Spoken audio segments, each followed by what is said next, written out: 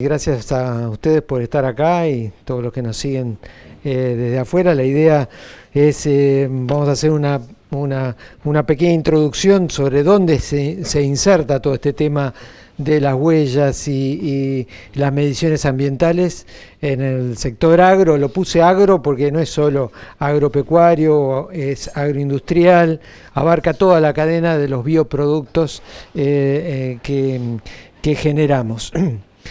Bueno, esto está marcado dentro de lo que es el desarrollo sustentable y yo siempre quiero hacer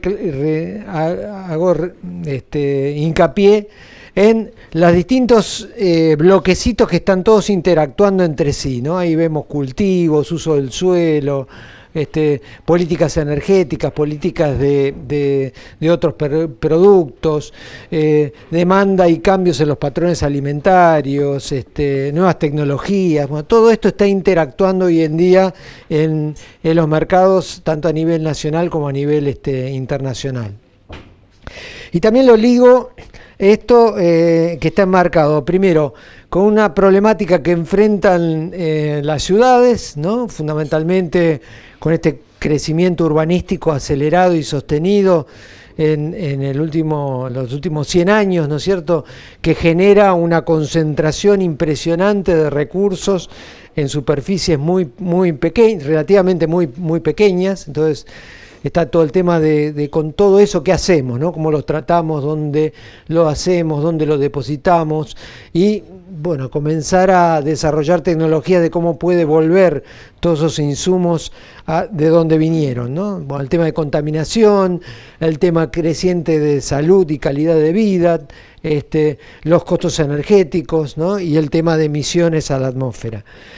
Del otro lado, en el sector agropecuario, también nos enfrentamos con una serie de dificultades que ahí las resumo en las principales, ¿no?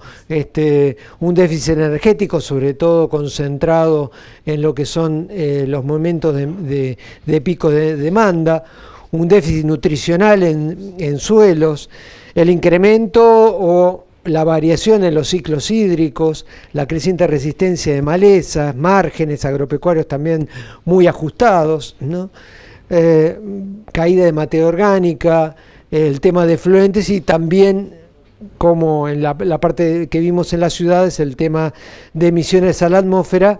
Por lo tanto, bueno, hay algo que son temas que tenemos que tener de alguna manera parametrizados para, sabiendo lo que estamos haciendo, poder desarrollar estrategias de cómo mejorarlos. Esto está embarcado dentro de lo que son los objetivos del desarrollo sostenible, sustentable, ¿no? Que la producción en sí deja de ser hoy el factor central y se suma la sostenibilidad y la calidad como otros actores. Por lo tanto, requerimos mayor entendimiento de todas las interrelaciones y cómo están jugando todos los insumos, todos los productos que se están generando y todas las actividades que se están realizando en el sector agropecuario. Esto a nivel institucional, podemos decir, a nivel macroinstitucional de gobernanza mundial, está resumido en lo que son las directivas de Naciones Unidas, en cuanto busca las dimensiones del desarrollo sostenible, mirando la parte económica, social y ambiental. Y vamos a ver que el ciclo de vida también está moviéndose hacia no solo, y se inició como algo ambiental. No la voy a usar porque no me gusta ese circulito en medio, y hoy en día se está volcando a lo social y a lo ambiental, ¿no? Ahí tenemos los tres circulitos: el ecológico, el social y el ambiental, y el concepto nuevo donde se involucran las personas, el planeta, las alianzas, ¿no?, que se requieren para esto, ¿no?, como un todo integral. De esto se trasciende los 17 objetivos que se han trazado a nivel de Naciones Unidas para lograr este desarrollo sostenible. Y estos 17 objetivos se traducen en 169 metas que a su vez se traducen en 230 indicadores, ¿no? O sea, y a nivel nacional Argentina como miembro de la comunidad internacional adopta 65 de esas metas, 15 las adapta a sus circunstancias y tenemos 242 indicadores de nivel 1. Eso es lo que está pasando. Eso con respecto al marco de desarrollo sustentable. En cuanto a cambio climático, somos signatarios del Acuerdo de París, ¿no es cierto? Y los sucesivos informes del IPCC dan cuenta que así como vamos, no vamos nada bien. Entonces tenemos que esmerarnos cada uno en el sector que le toque para mejorar este aspecto, ¿no? O sea, está incluido como uno de los indicadores, como uno de los objetivos de Naciones Unidas, como uno de los ODS, el tema de cambio climático, pero por su importancia tiene un peso muy grande y de ahí que lo que llamamos huellas de carbono tienen un peso muy importante dentro de lo que es los análisis. Esto se engloba también dentro del paradigma de competencia alimentaria, ¿no? O sea, si es necesario seguir intensificando la producción de la manera que venimos haciéndolo, ¿no? Son 1.300 millones de toneladas de alimentos y de bioproductos que se tiran por año, ¿no? Para que se den una idea. En cuanto a la huella de carbono de ese despilfarro de alimentos, son 3.300 millones de toneladas de dióxido de carbono, ¿no? Si lo ponemos en magnitud de países, sería el tercer país de emisiones a la atmósfera, ¿no? Estaría Estados Unidos, China, y el que le seguiría sería el desperdicio de alimentos a nivel mundial, ¿no? 250 kilómetros cúbicos de agua, 1.400 millones de hectáreas, ¿no? O sea, el 28% de la superficie agrícola del mundo la estamos usando para tirar después lo que producimos, ¿no? Algo local de este año, ¿no? Tucumán con la pérdida de 150.000 toneladas, y también lo cruzo esto con las nuevas tecnologías disruptivas, ¿no? Es un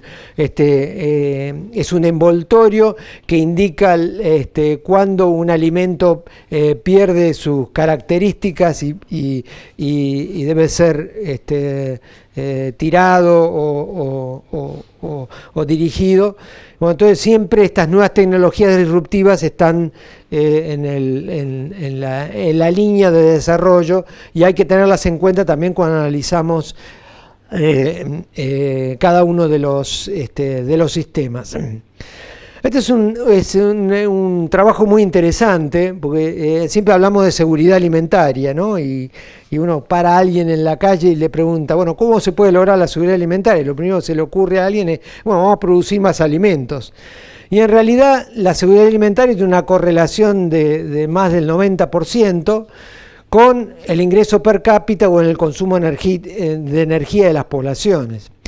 En cambio, con el tema de las hectáreas disponibles o los rendimientos de los cultivos o el uso de fertilizantes, o sea, las correlaciones ahí bajan al 0,01, o sea, no hay correlación entre capacidad de producción y seguridad alimentaria. La seguridad alimentaria pasa por otro lado, pasa por el lado del desarrollo, pasa por el lado del nivel de ingresos, el nivel educativo, etcétera. Eso lo quería trazar. Otro tema en el cual nos insertamos es esta biomasa que nosotros producimos en el agro.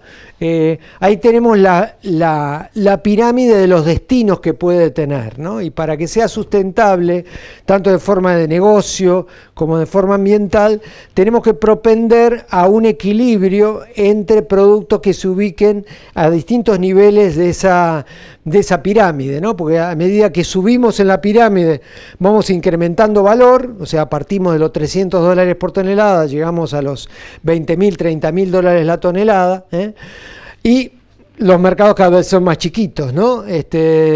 O sea, tenemos volúmenes grandes con determinados mercados a bajo valor y volúmenes pequeños con alto valor. Esto se cruza también ¿Cómo se logra esto, ¿no? Hay que trabajar mucho en el campo científico, en el campo técnico, hay que trabajar mucho en el tema de negociaciones internacionales, en el estudio de los mercados, en las relaciones diplomáticas y en incorporar más intangibles, ¿no?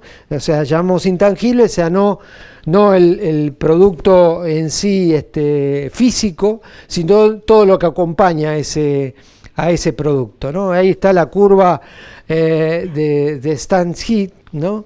Yo la rehice, o sea, en el siglo XX, ustedes ven en la curva en rojo, dónde estaban las mayores ganancias, estaban en la manufactura, en la producción, en el ensamble, en procesamiento.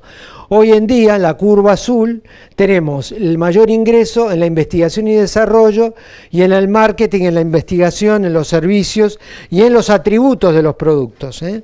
Y una de las cosas que trabajamos en todo el tema de análisis ambiental y de huellas ambientales de los productos es justamente incrementar el tema de atributos del producto. Estamos apuntando a dónde generar ingresos. Esto lo digo para unir lo que es productividad, lo que es negocio, a lo que es evaluación ambiental. O sea, no están divorciados, ni mucho menos, sino que se acompañan. Es más, la mayoría de los trabajos que nosotros hacemos son trabajos que están financiados por las empresas y muchas continúan haciendo el mismo trabajo año tras año, lo cual, y lo vamos a ver con ejemplos concretos. Ahí vemos la nueva era digital de la globalización, ¿no? En los últimos 10 años ven que el comercio de bienes, el comercio de bienes físicos se duplicó. En cambio, el tráfico de datos que acompañan a esos bienes físicos se multiplicó por 45. Esto da una idea de la magnitud. Cuando compramos un producto, ¿no? Podemos comprar determinada cantidad de alimentos, pero es limitado. Ya llega un momento que no podemos comprar más. Pero sí lo que podemos comprar es más información. Si ese alimento me trae la huella de carbón, me trae el balance energético, me trae el impacto social que tiene, ¿sí? Eso sí lo voy a comprar y de hecho hay muchos mercados que lo están haciendo.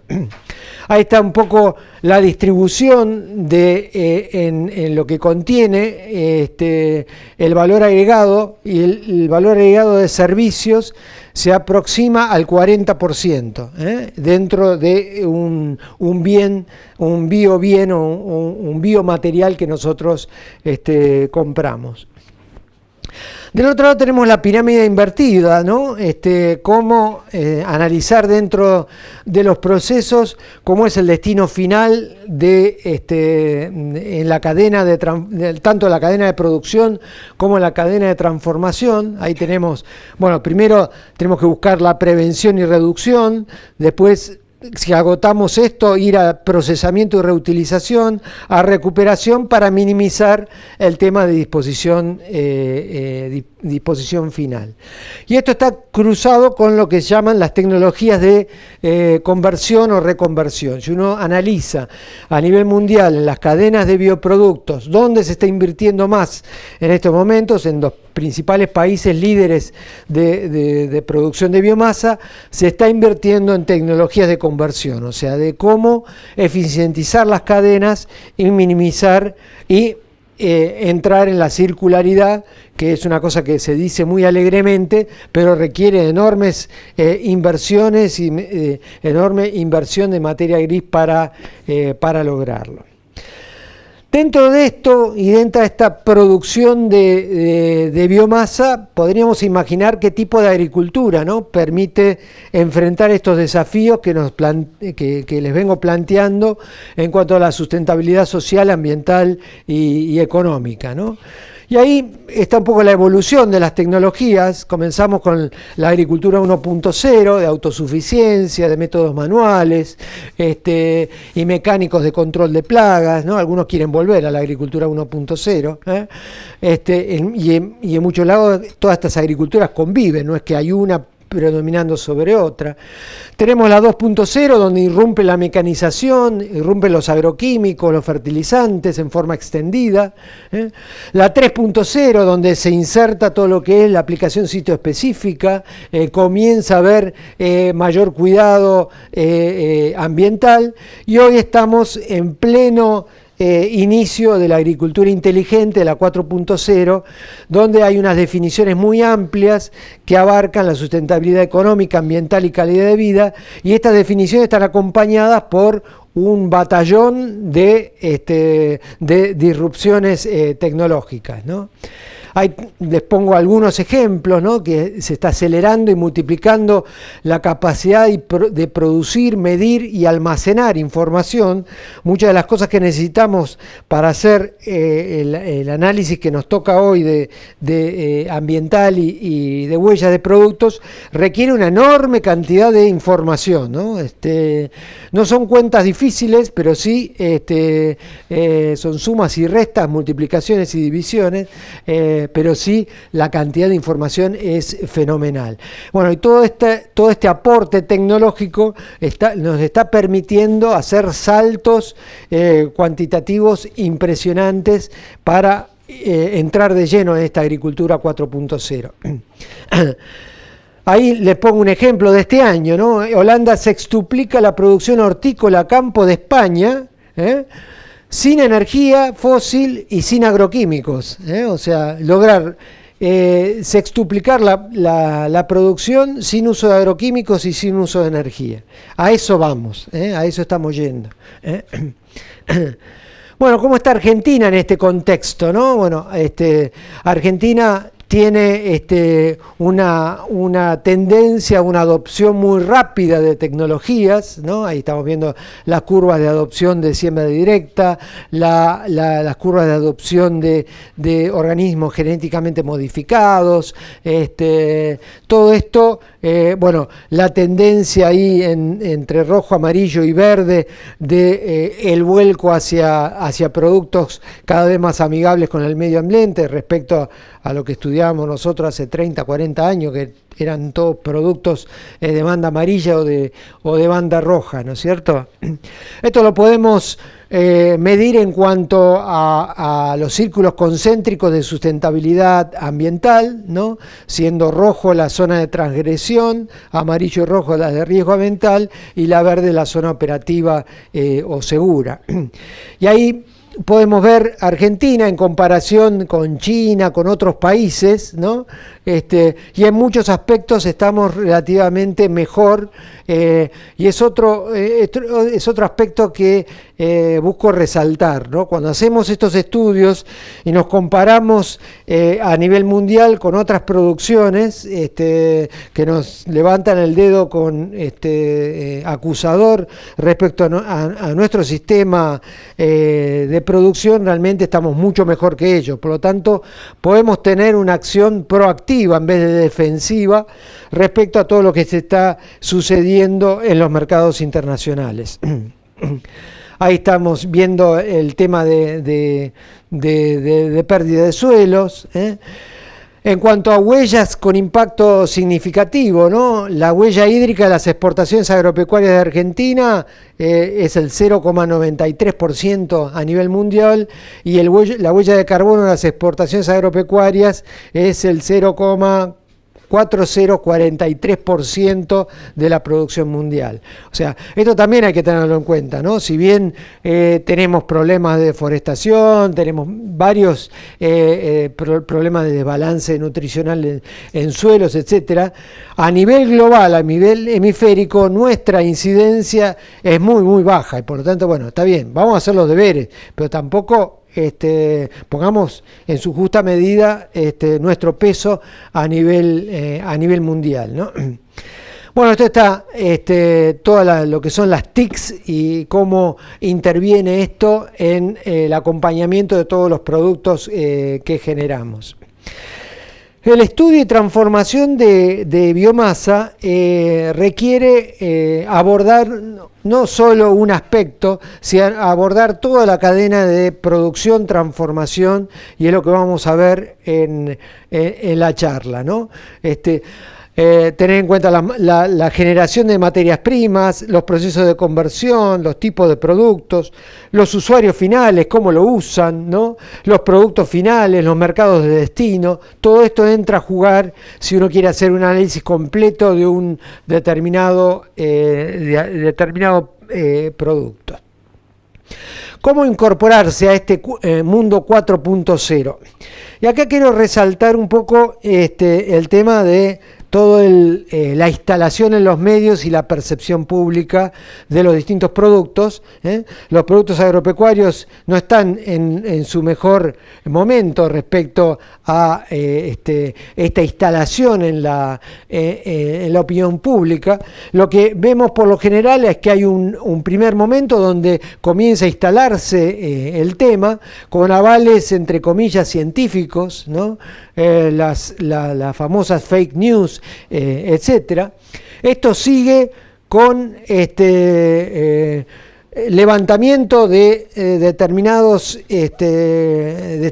noticias, ¿no? Ya sea de accidentes, ya sea de datos antiguos de determinadas situaciones en el país. Entonces comienza a cambiar la percepción pública, ¿no? Cuando comienza a cambiar la percepción pública, cuando un intendente ve que todos en el pueblo comienzan a hacer manifestaciones, ¿qué hace el actor público? Bueno, tiene que dar una respuesta política a eso, ¿no? A ese cambio en la percepción pública, que algo que pasó de ser buenísimo a ser malísimo.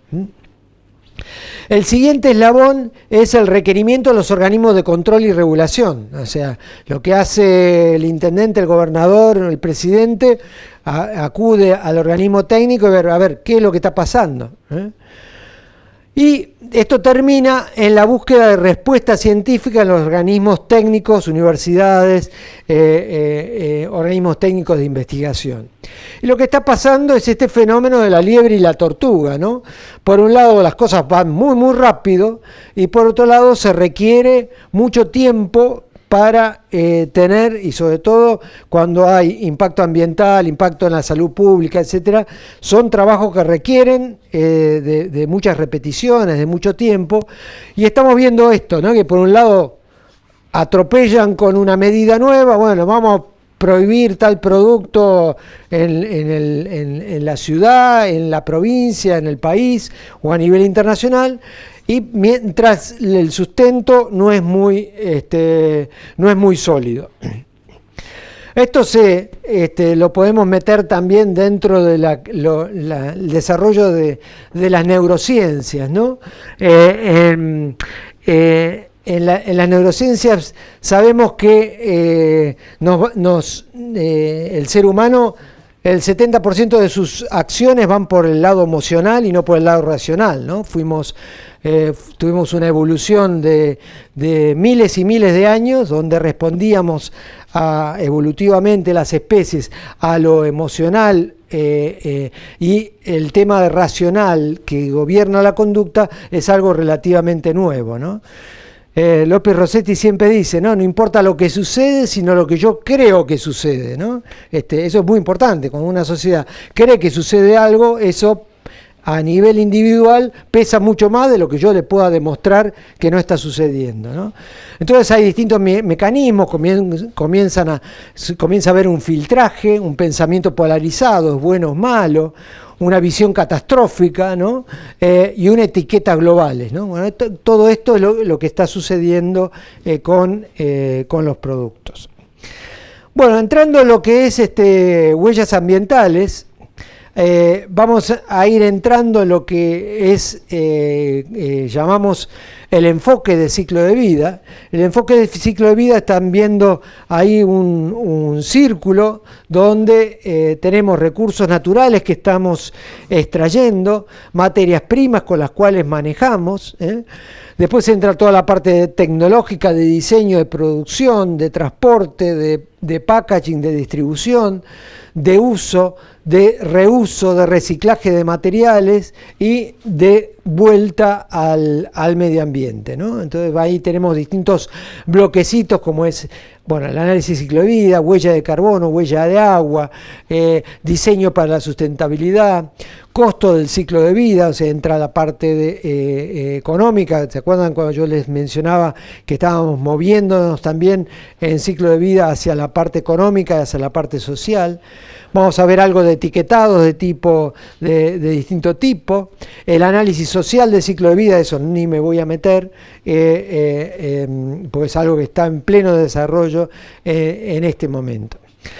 Dentro de la familia de huellas, las más conocidas sería la huella ecológica, ¿no? Que trata de englobar el impacto global de una actividad. La huella de carbono, que está concentrada en lo que es la emisión de gases de efecto invernadero y el impacto que tiene sobre el efecto de cambio climático. Y la huella hídrica, ¿no? Es la cantidad de recursos hídricos que se está usando para producir determinado producto. Estos son indicadores de impacto de las actividades antrópicas sobre los recursos naturales, ¿no? Ahí, a modo de ejemplo, tenemos, bueno, la evolución de la siembra directa, el balance de carbono, qué estamos haciendo con las rotaciones, con los nutrientes, cómo podemos pensar eso desde el punto de vista de dos huellas que vimos recién, ¿no? Huella hídrica y huella de carbono, como para comenzar a aterrizar en el terreno, en el lote agropecuario y comenzar a ver este tipo de cosas. En el tema de manejo y usos, este es un ejemplo cuando nos plantean el uso de biomasa residual de diferentes cultivos. Bueno, cosas que deberíamos analizar, ¿no? El balance de carbono en el suelo, el control de erosión, el ciclo del agua, el ciclo de nutrientes, toda esta interacción de los factores edafoclimáticos, y para eso es muy importante todos los avances que se están logrando en la modelización para cada tipo de ecorregión que se está trabajando, ¿no? Este es un collage que armé del Congreso de Fertilizar este año en Rosario, ¿no? Donde comparan los niveles nutricionales entre el 2011 y el 2018, con caída en todos los macronutrientes y micronutrientes a nivel de la zona núcleo de producción de granos. Estos son modelos que se utilizan a nivel mundial para evaluar diferentes aspectos relacionados con la sustentabilidad.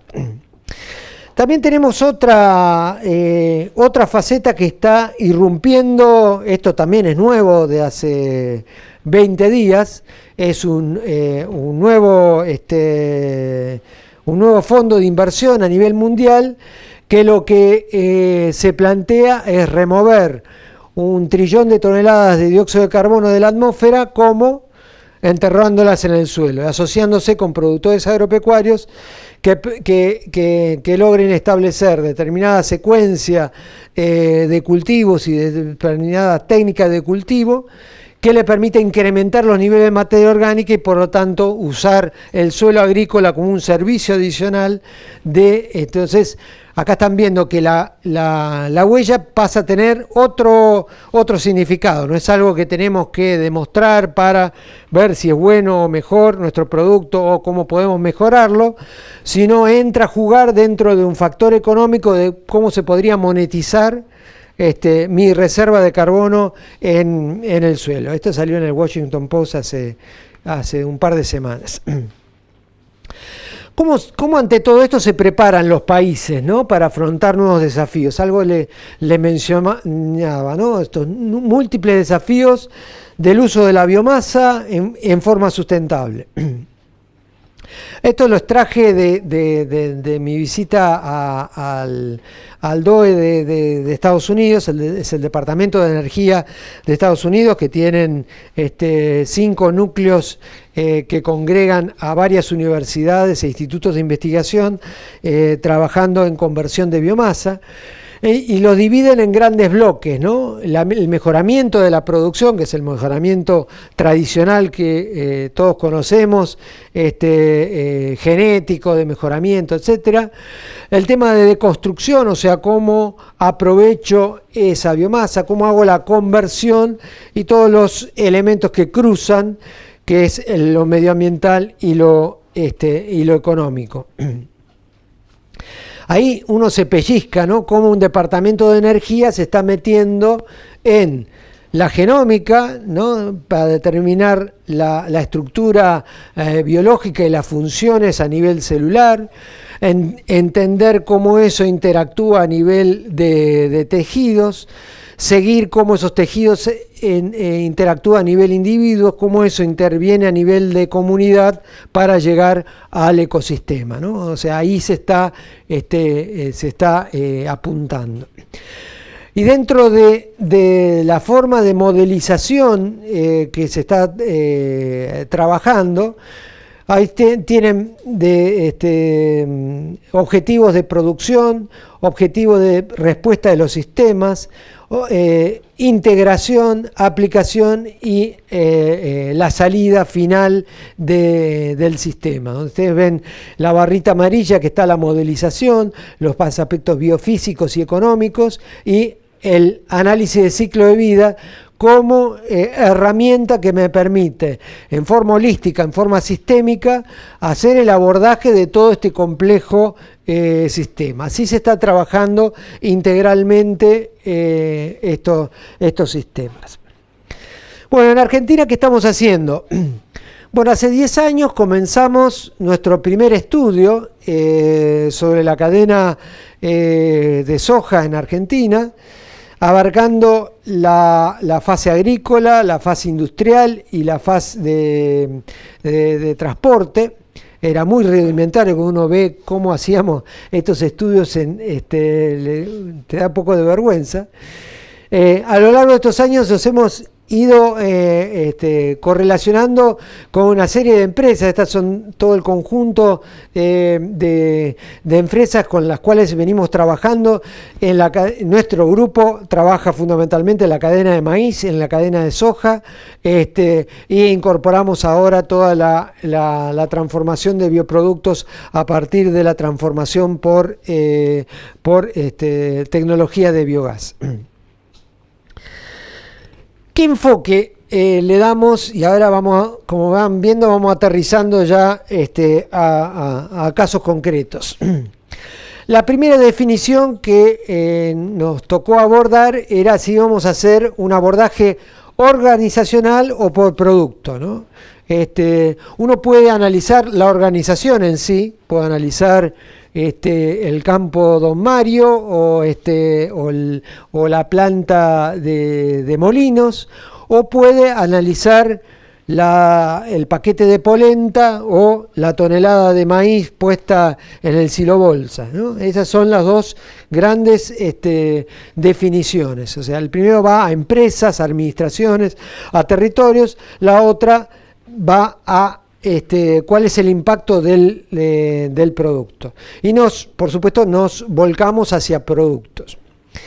El segundo gran tema era cómo presentar esto a nivel empresario, cuál eran los ejes que iban a traccionar y que iban a motivar a que se volcaran a este tipo de estudios, que requiere un esfuerzo enorme desde el punto de vista organizacional, desde el punto de vista de aporte de información, de transparencia en la información, de cruce de información, como también económico. O sea, uno apunta a la eficiencia de los procesos, ¿no? Conocer mejor mis procesos productivos para generar ahorros de energía, ahorros de productos, de químicos, de insumos, de traslados, de logística, etcétera.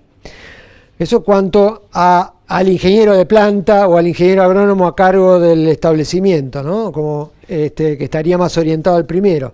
El de marketing va a buscar más razones comerciales, ¿no?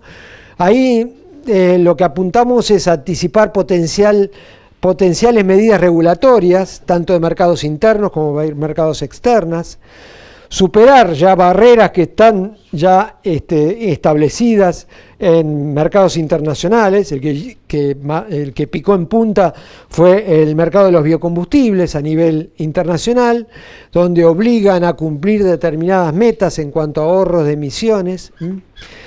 Posicionar y promover el producto en el mercado local como en el mercado internacional, ¿no? Hablábamos del hecho de ser proactivo y de agregar información a nuestro producto para aumentar su nivel de valor y colocarlo a nivel mundial. Fundamentar medidas de fomento administrativas, legislativas, etcétera, ¿no? Y desarrollar nuevas líneas de marketing y de competitividad. Son las razones comerciales que van atrás de esto, ¿no? Sin tener muy claro esto, no van a avanzar, ¿no? Con un estudio. No es poniendo la cara, mire señor, vengo a hacer un estudio de huellas en su empresa, y ¿con qué se come? Me va a decir. Bien, el análisis de ciclo de vida, si vamos a la definición, es un procedimiento objetivo de evaluación de todas las cargas energéticas y ambientales correspondientes a un proceso, a una actividad, que se efectúa como identificando los materiales, la energía, todos los insumos, los descartes, todo lo que vuelve al medio ambiente natural, ¿no? O sea, es un ejercicio muy amplio de contabilidad, ni más ni menos. Bueno, esto lo vimos en cuanto a todo lo que está interviniendo dentro del enfoque del ciclo de vida, ¿no? Lo mismo que esto, lo veíamos resumidamente. Uno se puede enfocar, bajando del análisis ciclo de vida, se puede enfocar en determinadas huellas o puede hacer abordajes mucho más abarcativos, o puede obtener resultados del análisis para cambiar diseños, tanto de producto como de proceso, de cómo envuelvo un producto, con qué envoltorio, cuál va a ser su duración, cuál va a ser su impacto sobre la durabilidad, etcétera, etcétera. Esto está regido por normativas internacionales. Ahí vemos lo que es la norma ISO 14040, ¿no? Que establece los fundamentos de la palabra FACB en castellano, o LCA en inglés, como Life Cycle Análisis, ¿no? Y es un poco lo que yo les expresaba cuando les hablé de la definición.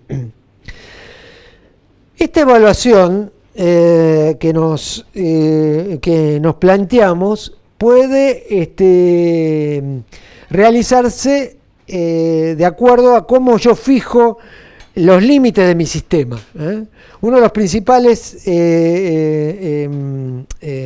pasos que debemos dar, una vez que acordamos, bueno, vamos a comenzar con un tipo de análisis, ¿no? Bueno, ¿dónde nos vamos a ubicar y qué vamos a abarcar en ese análisis, ¿no? Lo voy a tener en cuenta desde que se siembra el maíz hasta que sale la polenta de la planta, o me voy a poner en la tranquera del productor y voy a quedarme en el silo bolsa. ¿Dónde voy a enfocar mi análisis, ¿no es cierto?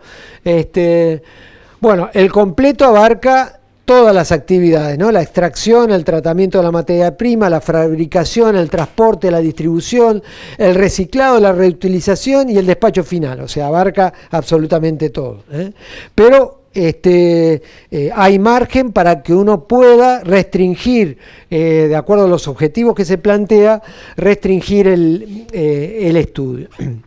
Entonces, de esto comienza a derivar partes fundamentales del método, ¿no? ¿Qué partes sí o sí tengo que abordar en esta primera diálogo con el demandante del estudio? Ya sea un productor agropecuario, un gerente de una empresa agroindustrial, etcétera, ¿no? Primero, fundamental, definir los objetivos y límites del sistema, ¿no? Lo que dijimos recién, dónde va a estar, y va a estar relacionado con el objetivo, el límite del sistema que tengo, ¿no? Si el objetivo del productor es, mirá, me está demandando Molinos y Dreyfus que le entregue la mercadería con el impacto ambiental o la huella de carbono que tengo por tonelada de soja o por tonelada de maíz. Bueno, si el objetivo es ese, bueno, restringimos el estudio desde que entra la primera máquina al campo hasta que sale en el camión del campo la mercadería. En cambio, si el objetivo es exportar biodiesel a Europa, ahí va a entrar todo. Va a entrar el productor, el transporte, la transformación industrial, el transporte marítimo hasta puerto de destino en Europa. El siguiente paso, que ahí reunimos, en las empresas reunimos a todos los gerentes y a todos los responsables, en un campo lo mismo, hay que juntar a toda la gente que tiene y maneja en forma directa la información, es el inventario. ¿Qué es el inventario? Es la cuantificación de todos los insumos que están entrando en el sistema y todos los egresos que tiene el sistema. O sea, yo uso... Por lo general, lo que abarcamos son, esto también, nos ponemos de acuerdo con la empresa, cuál es el tiempo que va a durar el estudio. Por lo general hacemos un estudio de un año sobre el sistema productivo. Entonces, de ese año, supónganse, estamos en un campo que generó, no sé, 100 toneladas de maíz, 200 toneladas de soja, esos son egresos del campo. Y ingresos del sistema, bueno, tanto litro de gasoil, tanto litro de glifosato, tanto litro de aceite, etcétera, etcétera, etcétera. Todo lo que entró en la contabilidad para la producción ese año, a eso llamamos el inventario del análisis de ciclo de vida. El siguiente es la evaluación de impacto. Nosotros traducimos cada uno de esos productos en un determinado impacto. Sí. En general lo hacemos nosotros, pero en pesos. O sea, hacemos un balance de lo que entró, ahora hay que hacerlo en litros, en kilos. Sí, me preguntan el tema contable. Por lo general se tiene esto en forma monetaria, en pesos o en dólares. Bueno, esto hay que traducirlo a productos concretos y físicos, porque perdón, me voy del corralito. Cada producto tiene un impacto diferencial. Vamos a ir, no es lo mismo lo que impacta un litro de glifosato que un litro de gasoil, por más que valga, a lo mejor vale lo mismo, contablemente es lo mismo, pero ambientalmente es completamente distinto. No solo es distinto en el impacto global, sino es distinto el impacto en cada una de las categorías, ya sea contaminación de agua, ya sea emisiones a la atmósfera, ya sea balance energético. Pero está muy buena la pregunta porque todo lo que haga contablemente a eficientizar mi producto desde el punto de vista de los insumos que estoy usando, me va a impactar y se me va a reflejar del otro lado en el balance económico de la empresa. Y de hecho tenemos varios ejemplos que el trabajo continuo con las empresas han mejorado muchísimo su ecuación económica y su rentabilidad. Bueno, y terminamos con la interpretación y evaluación de los impactos, ¿no? Ahí tenemos, repasando lo que dijimos de la finalidad, ¿no? Entramos con datos y modelos de impactos de ciclo de vida, ¿no? Y qué podemos generar a partir de esos datos, ¿no? Podemos hacer cambios en las tecnologías ambientales, cambios en la gestión ambiental, ¿no? Podemos ir y mejorar la gestión de residuos, podemos ir a declaraciones ambientales de productos, vamos a ver, es un ecoetiquetado tipo 3, ¿no? Huellas, etcétera, y de todo eso, ¿qué surge en el siguiente nivel? Bueno, una producción responsable, con más bienes y servicios competitivos, con más información, con más intangibles, acompañando el producto, con consumidores más seguros, ¿no es cierto? Y finalmente abordamos, y ahí arriba estarían los ODS o los Objetivos de Desarrollo Sustentable, como meta que cada uno de nosotros haciendo todo esto, metemos nuestro granito de arena para colaborar con ese objetivo. Niveles de precisión en cuanto a los inventarios. Se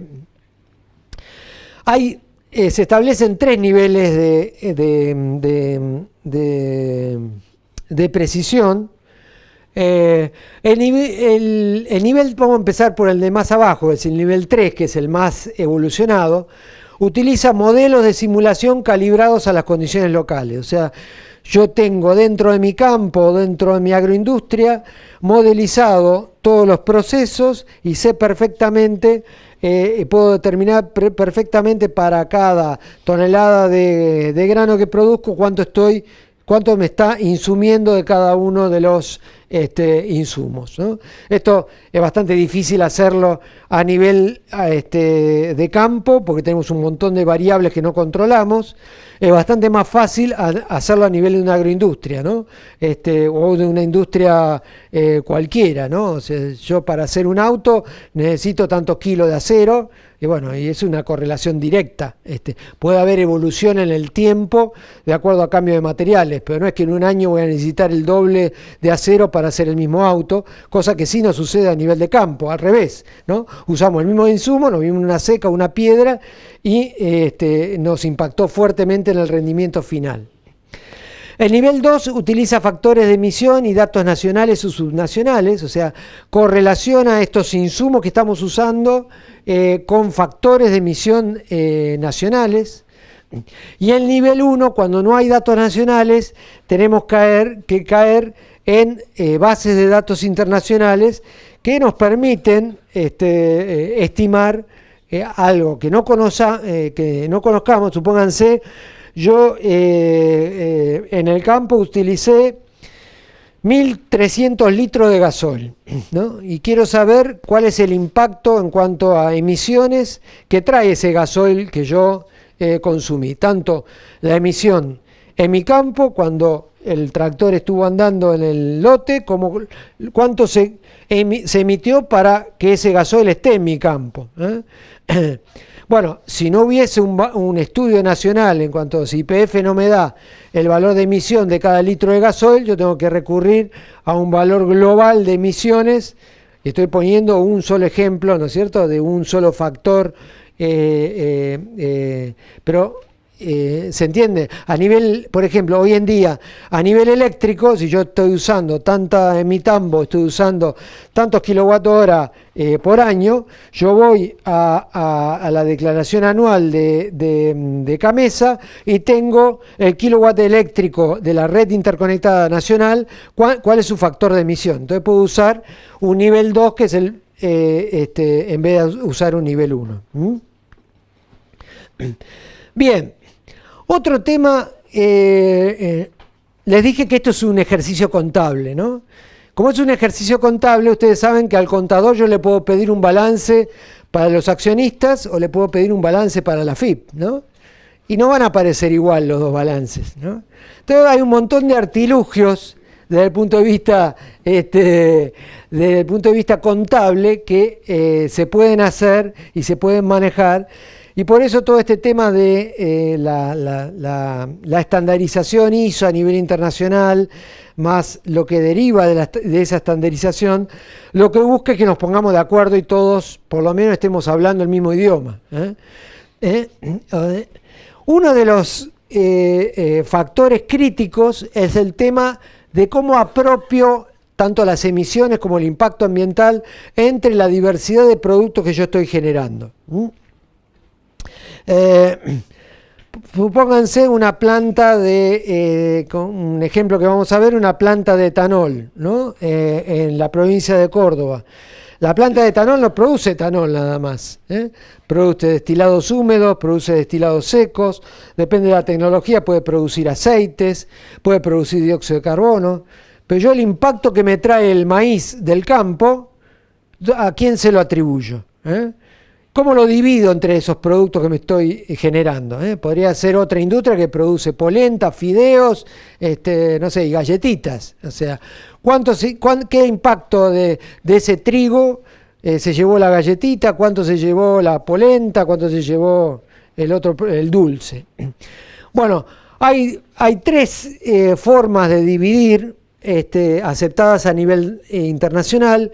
Uno es el balance de masa, lo que hago es pesar cada uno de los productos y dividir ese impacto que yo traigo de la producción primaria, del transporte y de la transformación entre esos productos. Ahí tenemos un problema cuando tenemos dióxido de carbono, ¿no? El peso que se va a llevar va a ser bastante poco, ¿no? Dentro de la participación. Contenido energético, ¿eh? Lo otro que puedo hacer es quemar la galletita, quemar la polenta y medir en un calorímetro cuánta energía me da, ¿eh? Quemar el etanol, etcétera, ¿eh? Quemar el dióxido de carbono, ahí también sigo en problema. Entonces, bueno, esa es otra forma. Entonces divido el impacto ambiental de vuelta de mi producción primaria, transporte y transformación industrial por el contenido energético, ¿no? Yo les dije que no hay más que suma, resta, multiplicación y división, ¿no? De eso no pasamos.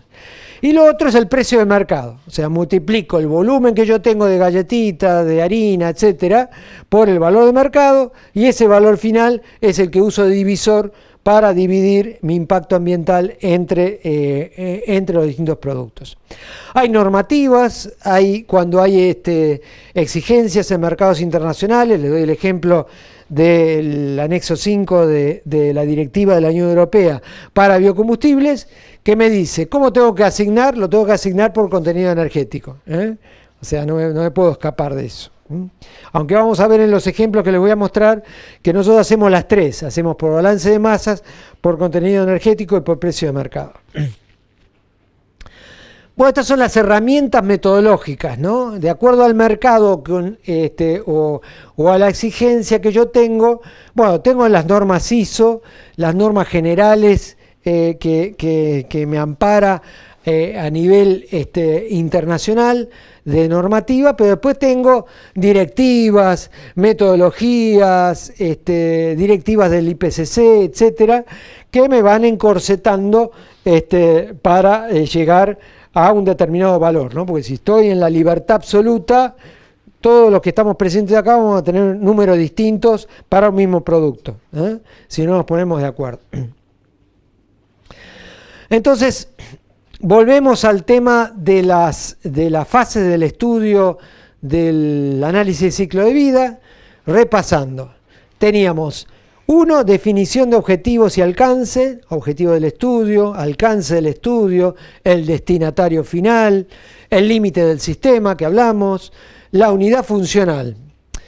La unidad funcional, lo voy a ver, pero es el producto que yo utilizo para caracterizar todo el impacto ambiental en determinado producto. O sea, supónganse, estamos en un campo, produce maíz.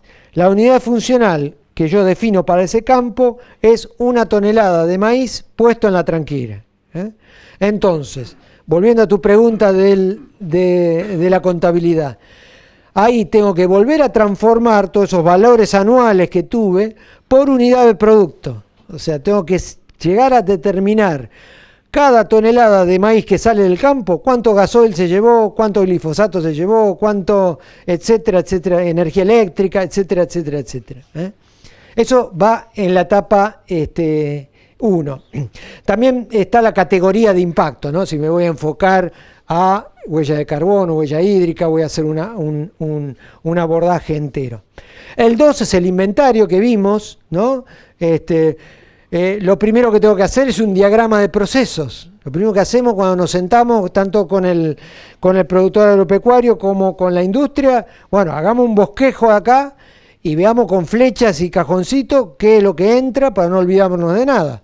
Porque si no, después, no, pero la camioneta yo tengo tantos viajes porque tengo que traer el producto de tanto y esos kilómetros no habían entrado, la nafta no había entrado, bueno, todo tiene que entrar y ahí el esquema es importante, ¿eh? Las entradas, las salidas, diagramar la recolección de los datos, ¿no? Hay que ponerse de acuerdo con los gerentes responsables de logística, de transporte, de originación, de planta en sí, son ellos los que conocen la información, o uno puede intervenir.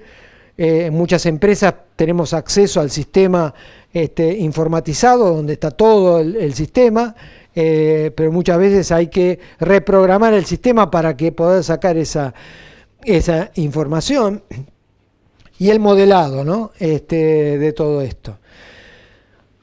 De ahí surge la etapa 3, que es la evaluación de impacto, la clasificación, caracterización, evaluación, y finalmente llegamos a la etapa 4, del análisis de los resultados, la revisión de la calidad de datos y las recomendaciones finales, ¿no? Esto cuando se utiliza esta técnica como para evaluar y dar recomendaciones tanto a nivel regional, tanto a nivel de empresa, tanto a nivel de un país. En alcance, acá les puse algunas preguntitas que nos ayudan a ver, de no olvidarnos de nada, ¿no? ¿Para qué? ¿Para quién? ¿Qué alcance? ¿Qué límite le quiere poner? ¿Cuánto tiempo vamos a abarcar? ¿Qué espacio? ¿Qué unidades vamos a usar? ¿Qué datos tenemos? ¿Cuál es la calidad de datos? ¿No? Pues a veces encontramos una empresa, sí, tengo tantas bombas, pero yo no tengo un medidor para determinado sector. Tengo el valor global o el valor de facturación mensual de la empresa. Y yo necesito estimar para un determinado producto, supónganse que está separado del resto de la línea de producción, supónganse que los fideos tienen una línea que tienen 20 máquinas. Bueno, para harina no necesito esas máquinas. ¿Para qué le voy a cargar a la harina la máquina de los fideos? Pero la empresa tiene la información global. Bueno, entonces tengo que ahí empezar a analizar motor por motor, cuantificar la cantidad de horas y estimar el valor de energía que está utilizando por la cantidad de horas que se usa. Eso se refiere a la calidad de los datos, ¿no? Una cosa es una calidad de un dato que yo medí, tengo la certeza de medición, y otra es una estimación que yo puedo hacer. ¿Qué tecnología? ¿Qué impactos? Definición de objetivos, ¿no? ¿Cuál es el propósito que persigue el estudio? ¿Quién lo está pidiendo? Si lo está pidiendo alguien. ¿Quién lo va a llevar adelante? ¿Qué quiero obtener? ¿Qué quiero hacer con lo obtenido? ¿Cuál es el destinatario de este estudio? Ahí está un poquito en estos grafiquitos de la palmera hasta el aceite, cómo yo puedo agrandar el acordeón o reducir el acordeón, ¿no? Y acá son los famosos términos de la cuna a la cuna, de la cuna a la tumba, etcétera. Lo que me están diciendo, de la cuna a la puerta, me están diciendo cuáles son las fases que yo estoy abarcando en mi estudio, ¿no? Al final de todo tengo un ejemplo de un pantalón, por ejemplo. Yo puedo terminar el pantalón en la fábrica, o lo puedo terminar en o en el negocio que lo vende en un shopping. Pero yo incluyo el uso de ese jean, el impacto en el uso del pantalón puede tener más impacto que toda la fabricación. Ahí entra lavado, planchado, etcétera, etcétera, etcétera. Hasta que termina en un relleno sanitario o donde termine el pantalón. En el punto 3 de evaluación de impacto, esto es lo que yo decía, que el resultado de inventario en esta fase, el resultado de inventario que está en azul, se traduce en impactos observados. O sea, ¿el dato de inventario cuál es? 1 litro de gasoil. La evaluación del impacto es cuánta emisión tiene ese litro de gasoil. ¿Se entiende? Cómo se traduce en la evaluación de impacto. Y eso da para para un agroquímico, para una cubierta que reemplazo del tractor, etcétera, etcétera. Esto es un poco esquemáticamente todo lo que yo decía de lo primero que tenemos que hacer es, bueno, esa cajita que podemos llamarle la producción de trigo, de maíz o de una planta compleja, una biorefinería completa, bueno, todas las flechitas que están entrando, todas las flechitas que están saliendo, todas las flechitas que vuelven a entrar. En la evaluación de impacto de ciclo de vida, en los programas completos suelen mostrarnos una serie muy importante de columnas, ¿no? Muchos ponen estas columnas sin saber ni qué están poniendo, ¿no? Lo que está haciendo ahí es un análisis muy holístico y muy abarcativo de la multiplicidad de impactos que pueda generar ese producto que yo estoy analizando. Ahí no estamos analizando cambio climático, estamos analizando el impacto sobre la capa de ozono, estamos analizando sobre la acidificación, la eutrificación, la cantidad de suelo agrícola, bueno, y me va a dar un paneo enorme de impactos. A medida que yo amplío esto, mi nivel de incertidumbre cada vez es más grande, porque no hay mediciones locales de toda esta fase final. Todavía estamos haciendo los primeros palotes en la primera fase, pero bueno, se los muestro para lo que es abarcarlo total, ¿no? La fase 4 se realiza a través de cada uno de los otros pasos del análisis ciclo de vida, que garantiza la calidad, ¿no? Analiza los resultados, identificando problemas significativos y puntos críticos, evalúa controles de integridad, de sensibilidad, de consistencia de la información, llega a una conclusión, explica las limitaciones y proporciona recomendaciones. Bueno, ahora vamos a aterrizar, vamos bajando, ya nos acercamos al aeropuerto y estamos ya visualizando la pista de aterrizaje. Les voy a mostrar algunos casos prácticos de Argentina a lo largo de estos 10 años que hemos venido trabajando.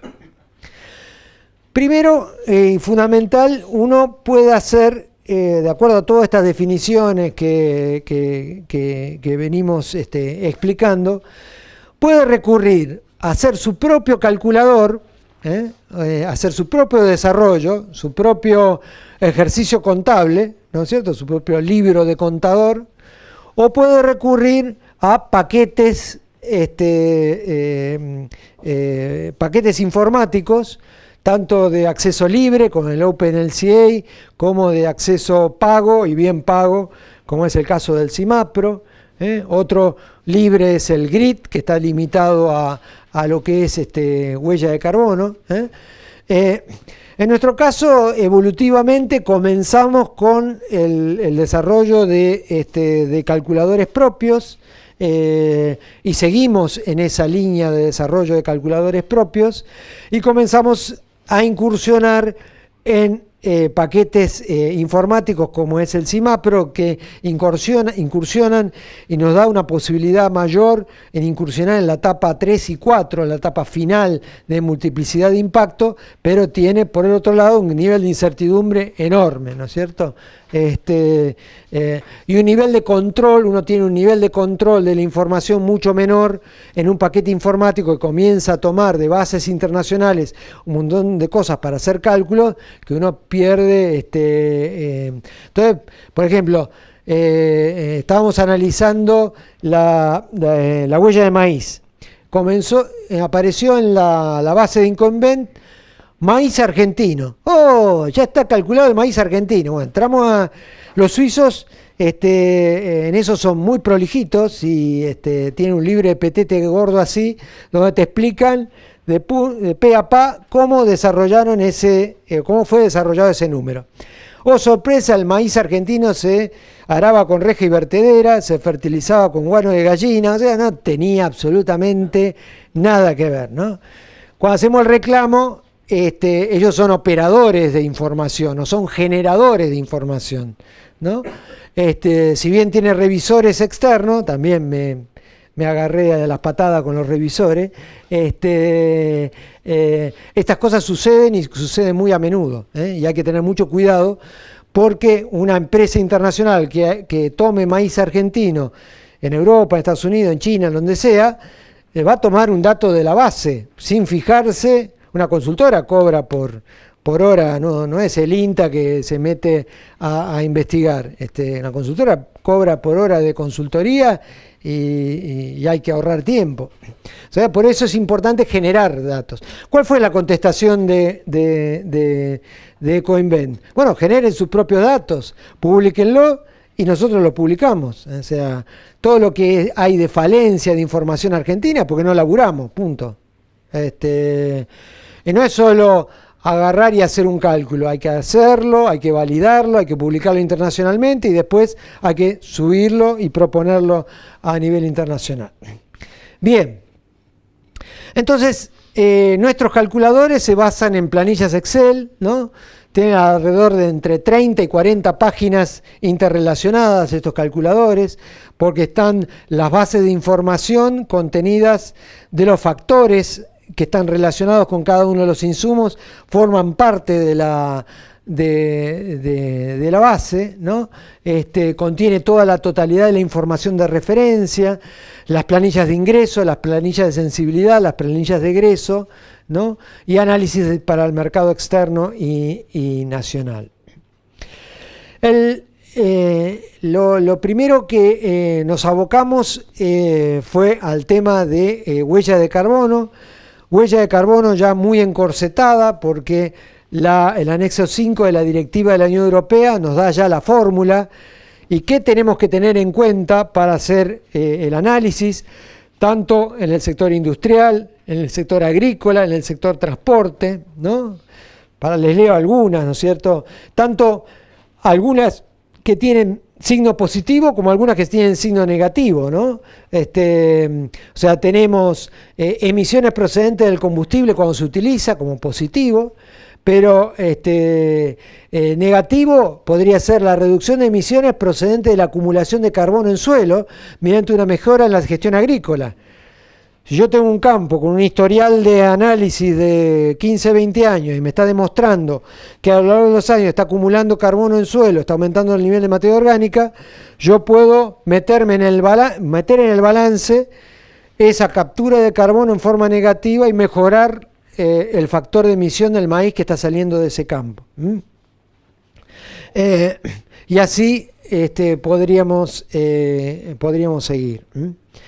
Entonces, lo primero que hacemos, y esto se hace para cualquier normativa, es analizar cada uno de esos conceptos que estaban recién en la fórmula esta, y en esta columna pongo sí o no, ¿lo incorporo o no lo incorporo?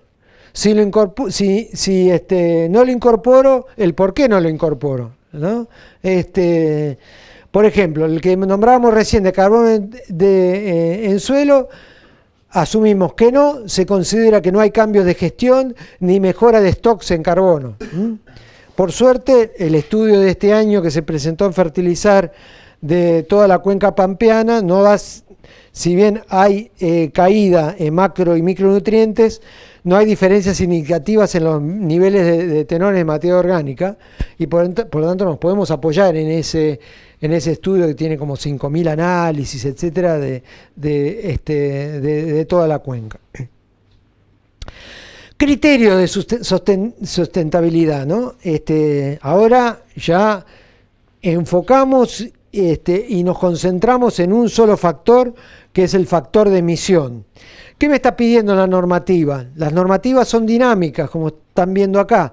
En el 2010 me pedía que mi combustible ahorrara un 35% respecto al combustible de referencia, un combustible fósil. En el 2017 lo aumentaron al 50% y el año pasado lo aumentaron al 60%. Si no calculo la reducción de emisiones, ¿no? Se toman los valores por defecto. ¿Cuáles son los valores por defecto? Para el biodiesel a partir de soja es 40 y 31%. O sea, Si yo no hago el cálculo, tengo que tomar los valores por defecto que me dan ellos. Si los valores por defecto que me dan ellos están por debajo de los umbrales fijados, yo tengo que hacer el ejercicio para demostrar que soy mejor que eso. ¿Se entiende la lógica? Si no, no cumplo con los criterios de la directiva, ¿no?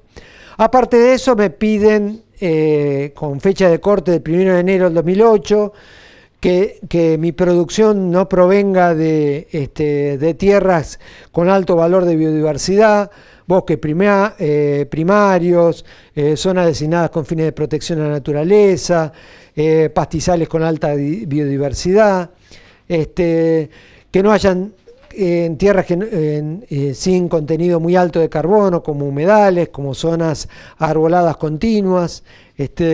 Bueno, a raíz de esto tuvimos que paralelamente desarrollar toda una metodología donde mediante imagen satelital se puede certificar la procedencia de cada materia prima y ver si en la fecha de corte del 2008 había bosque o no en esa. La normativa europea lo que tiene de ventaja es que me permite hacer un balance de masa, o sea, yo lo que tengo que tener es un balance general de masa y demostrar que tengo una cantidad de soja que está proveniendo de zonas que cumplen con este requisito. En el caso norteamericano de la EPA me piden segregación de la producción, o sea, yo tengo que implementar todo un sistema de segregación con trazabilidad hasta el campo de origen de cada una de las mercaderías y separada esa mercadería para asegurar que la producción final, en este caso de un biocombustible, está proveniendo de una zona protegida. Y se desarrolló toda una metodología y se implementó. La Red 2, este año, en diciembre del año pasado, se implementa la directiva número 2, que se va a poner en vigencia efectiva en el 2021, porque ahora lo tienen que aprobar cada uno de los parlamentos y de cada uno de los países miembros de la Unión. Aumenta los valores por default, o sea, nos pone peor que antes. Bueno, en los esquemas de los calculadores que usamos así se ven, hay un índice general, hay un esquema de procesos, hay una planilla de carga de datos y hay una hoja de resultados y gráficos e indicadores, que es un poco lo que les voy a ir mostrando como resultados de los análisis. Bueno, casos concretos, ahí estamos viendo las emisiones de gases de efecto invernadero de la producción de bioetanol y todos sus productos anexos, en el caso de una planta en Río Cuarto de Bio4. Primero está el esquema de la carga del modelo, ¿no? De la producción primaria, lo que yo les decía. Bueno, lo primero que tengo que hacer en el campo, bueno, ¿qué es lo que me está entrando, ¿no? En el módulo agrícola? ¿Cuál es la planilla esa de campo que estoy usando, ¿no? De secados, entonces cada una de esas planillas de campo comienzan a integrar el conjunto de información que me va sumando a nivel de planta receptora o planta de acopio, toda esa información, porque todo ese gasoil individual de cada productor se va sumando, ¿no? Secados, si hay terceros, ven que se van sumando kilómetros, ¿no? Kilómetros y viajes, en esa transformación. Los factores de emisión, ahí es como yo traduzco, esto lo contiene el calculador, cómo traduzco litros de gasoil en emisión de óxido nitroso, de metano, de dióxido de carbono, para llegar finalmente a un número final de dióxido de carbono equivalente. Todo se vuelca a una unidad única, que es el dióxido de carbono equivalente, y de acá me abreva el calculador el valor para convertirme para cada uno de los productos esa cantidad de insumo en emisión. La estimación de la emisión por extracción o cultivo de las materias primas, acá vamos viendo de dónde sacamos la metodología, es el artículo 6 del IPCC, Las emisiones procedentes de la extracción o cultivo de materias primas incluirán las emisiones procedentes del proceso de extracción o el cultivo propiamente dicho, la recogida de las materias primas, los residuos y pérdidas y la producción de sustancias químicas o productos utilizados en la extracción o el cultivo. Se excluirá la captura de dióxido de carbono en el cultivo de las materias primas. Por eso lo llamamos dióxido de carbono biogénico, aquel dióxido de carbono que fue capturado en el mismo año y luego fue emitido en el mismo año. Bueno, entonces en el módulo agrícola entra a jugar el nitrógeno de los residuos, ¿no? El nitrógeno aplicado a los suelos en forma de fertilizantes sintéticos, el dióxido de carbono proveniente de la fertilización con urea, el proveniente del uso de los combustibles, y las emisiones asociadas al ciclo de vida de cada uno de esos productos. O sea, cada kilo de fertilizante, cada litro de gasoil trajo hasta el campo una serie de emisiones. Yo las tengo que también contemplar, no limitarme nada más al campo, porque estoy abarcando ya ese artículo 16 me está marcando que yo no lo puedo dejar afuera. Para esto es muy importante conocer los paquetes tecnológicos que se están usando. Uno de los grandes dramas que tenemos a nivel producción primaria es obtener esa información. ¿Cómo puedo obtener esa información? Bien decían hace un rato, ¿no? El productor está habituado a hacer un balance contable, pero no tiene un balance a mano de todos los insumos que está utilizando. Bueno, esto es una cosa que hay que implementar rápidamente. Por eso nos basamos en las primeras... los primeros análisis nos basábamos en datos muestrales que fueran representativos de la muestra. Hemos tenido el otro extremo de empresas que tenían, como el caso de Biluco en Santiago del Estero, que tenía un 60% de originación propia en sus propios campos, y yo me metía en el sistema informático de la empresa y me salía toda la sábana de todo lo que se estaba usando en cada uno de los campos y todo lo que se estaba produciendo. Disneylandia absoluta. Hay un chequeo de cálculo de rendimiento, eso lo vamos a ver después. Ahora les quería dar algunos ejemplitos de cómo vamos metiéndonos en el campo. En azul siempre van a aparecer los datos que necesitamos, los datos utilizados, ¿no? Ahí aparece el cultivo, la producción media ponderada, las hectáreas ponderadas. En verde aparece la metodología que estamos usando, ¿no? Estamos usando el capítulo 11, volumen 4 de la guía del IPCC, en nivel 1, fuente de emisiones directas. Y después está la receta de Doña Rosa, cómo vamos a hacer ese cálculo. Entonces, paso 1, calculo el rendimiento del cultivo en kilos por hectárea. Paso 2, calculo el nitrógeno de los residuos agrícolas que me generan esa producción, ¿no? Incluyendo cultivos fijadores de nitrógeno. Paso 3, cálculo de las emisiones directas mediante el uso de la ecuación tal y tal. Y paso 4, cálculo de las emisiones indirectas por lixiviación por medio de la ecuación. O sea, el IPCC ahí nos da una fórmula que nos permite valorar el nitrógeno que se emite por lixiviación y el que se emite por emisión directa. En los fertilizantes, pasamos a otro rubro. ¿Qué datos uso? Bueno, tengo que pedir a cada uno la cantidad, el tipo de fertilizante y la composición de cada uno de esos fertilizantes. La metodología, otra guía del IPCC, y el cálculo, ¿no? Bueno, paso 1, cantidad de fertilizante sintético aplicado mediante el fertilizante aplicado por tipo y composición. Paso 2, cálculo de las emisiones directas. Paso 3, cálculo de las emisiones indirectas. Paso 4, cálculo de las emisiones indirectas por lixiviación. Paso 5, cálculo de la cantidad de urea equivalente aplicada. Paso 6, cálculo de las emisiones de dióxido de carbono por uso de urea mediante la ecuación tal. Bueno, esta es un poco la receta de cómo se hace. En combustibles y lubricantes, lo mismo. Tipo de labor y cantidad, si lo quiero estimar yo, la cantidad de gasoil.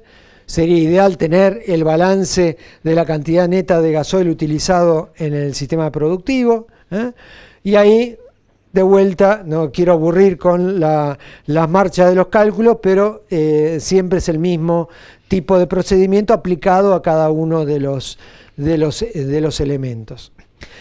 Ahora no vamos a los fertilizantes, vamos a la producción de los fertilizantes, o sea, el ciclo de vida que tiene el fertilizante, cuánto emitió para llegar y me he cansado de golpear las puertas de todos los proveedores de fertilizantes. Todo el mundo te promete mucho, pero nadie te da un número concreto.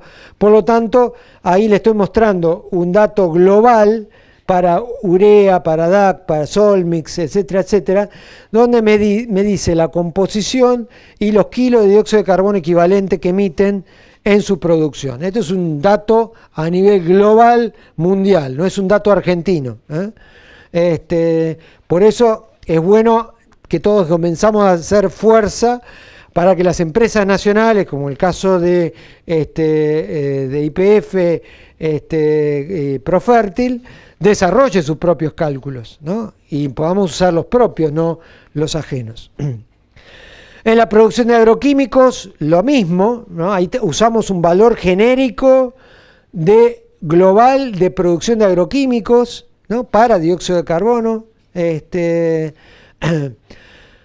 Producción de semillas, ¿no? La semilla que yo estoy usando para sembrar también trae una emisión.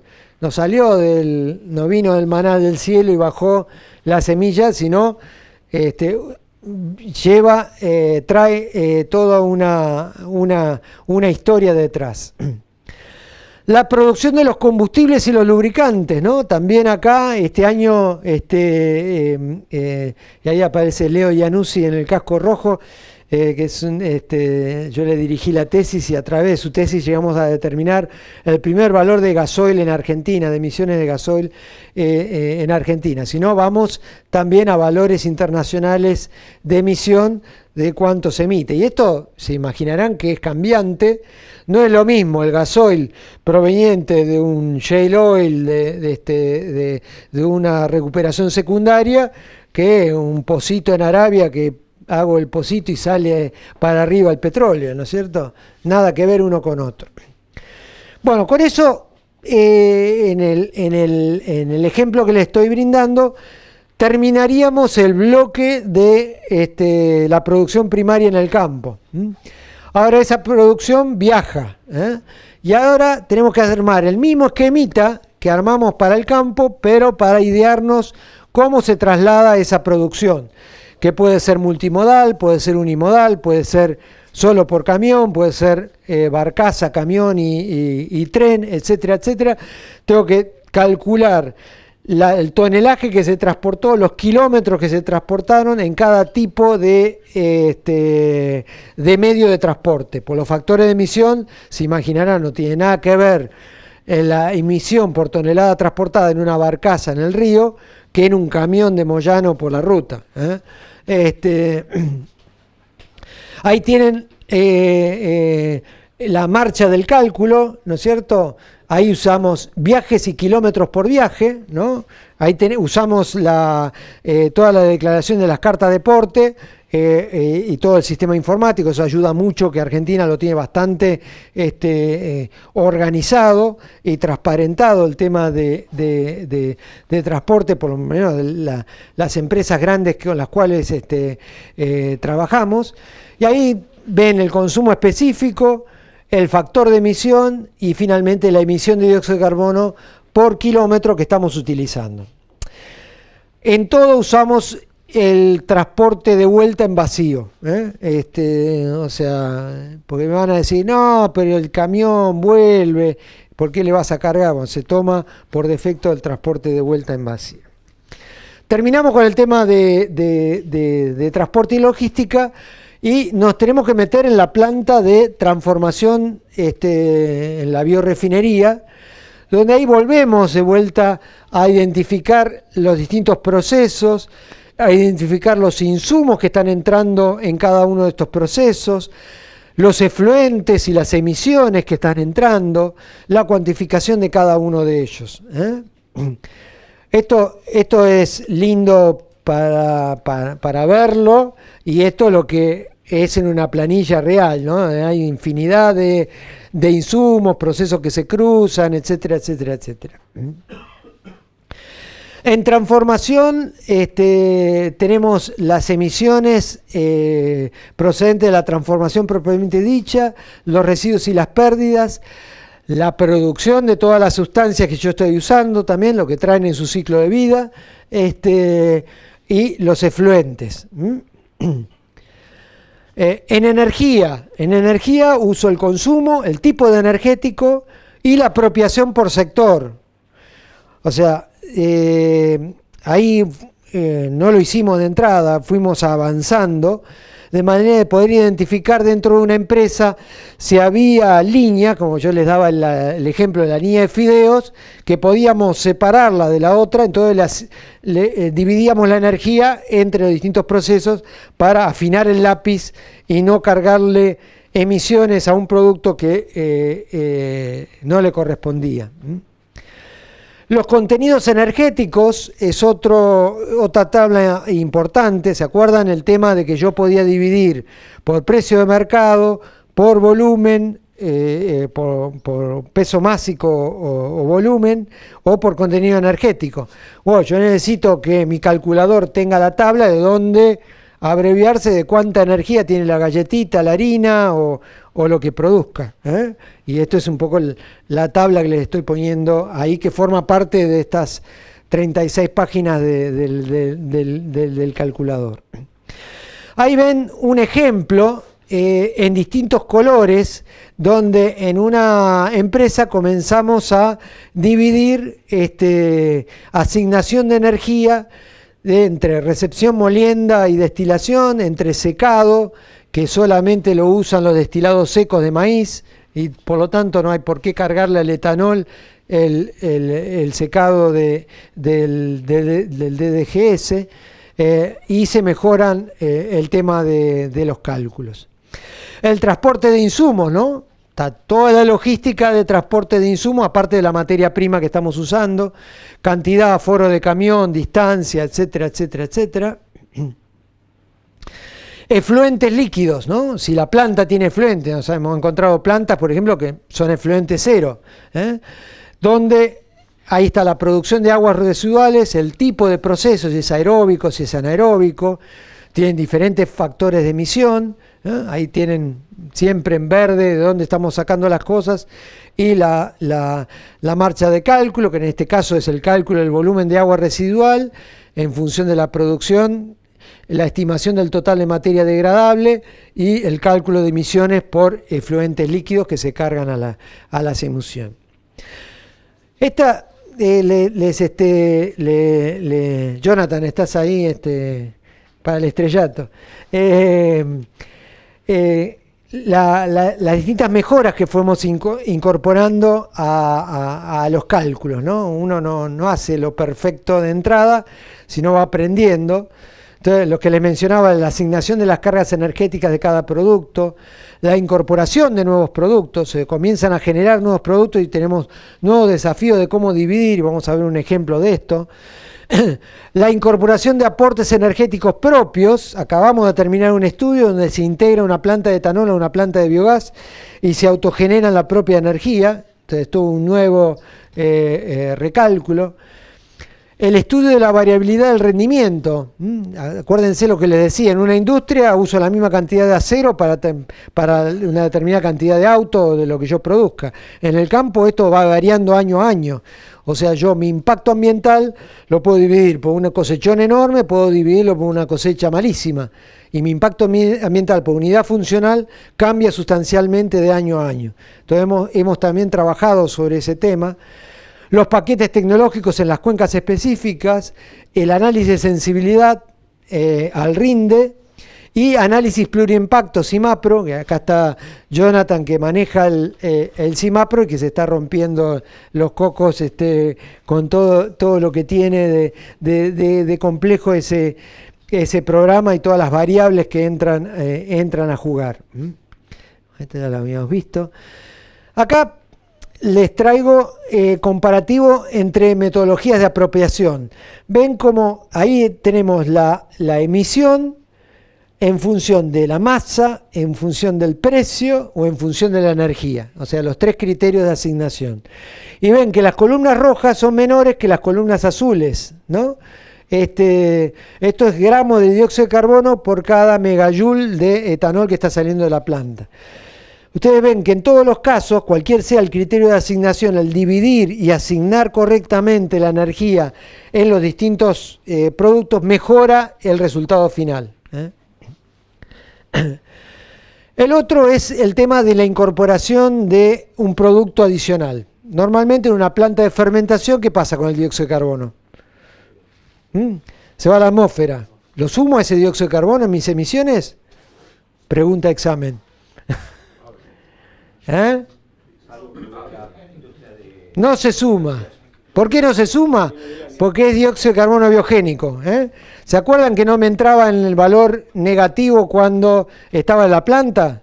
O sea, no me ponen un negativo dióxido de carbono absorbido por la planta y me lo bajan de la cuenta. Como no me lo bajan de ahí, no lo sumo acá. Estamos empatados. Por eso es carbono biogénico. Por lo tanto, cuando uno incorpora la captura de ese carbono biogénico, hay que ver cómo hago yo para evaluar ese beneficio, ¿no?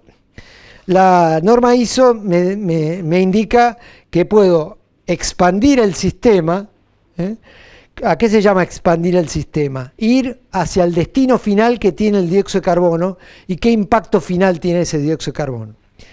Les doy este ejemplo concreto, es en la planta de Acabío en Villa María, en Córdoba, que instala una planta de dióxido de carbono, una planta que estaba en Villa María, que quemaba gas de petróleo para generar dióxido de carbono, prácticamente cierra su planta y se instala dentro de la planta de Acabío. Entonces, ¿qué hicimos nosotros? Lo que hicimos es asignarle un valor negativo por el dióxido de carbono que se dejó de emitir, porque sí que era positivo, porque venía de gas natural, por utilizar ese dióxido de carbono biogénico. ¿Se entiende cuál es la idea? Bueno, entonces se incorpora al bioetanol, a la burlanda, a los aceites en esta planta el dióxido de carbono como un proceso más, que esa planta de dióxido de carbono consume energía, consume agua, etcétera, que también las incorporamos en el sistema. Bueno, ahí ven también, siempre les muestro por precio, por energía y sin alocación, o sea, cargándole todas las emisiones a un solo producto, que es el caso del etanol. Ven como con la planta de dióxido de carbono respecto a la campaña, la campaña 14-15, logramos un 10% de mejora en el nivel de reducción de emisiones por solamente incorporar este nuevo producto en la planta, ¿no? Las mejoras globales de reducción de emisiones aplicando esto se llama modelo consecuencial, o sea, consecuente a lo que yo estoy produciendo, ¿no? Que me produce en toda la cadena de producción. Esto lo podría aplicar también a otros productos, ¿no? Yo, por ejemplo, en el caso de los destilados húmedos y secos de maíz, yo no hago el reemplazo de otro producto que en el mercado está produciendo y cuál es el balance, pero lo podría llegar a hacer.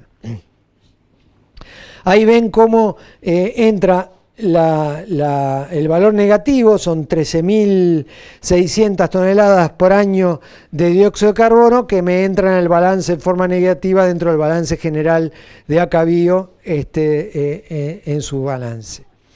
Esto lo inserté acá porque también de este año es Covestro, que genera un poliol que se usa para distintos productos espumados, colchones, etcétera, a partir del dióxido de carbono. O sea, esto puede seguir en la cadena de transformación.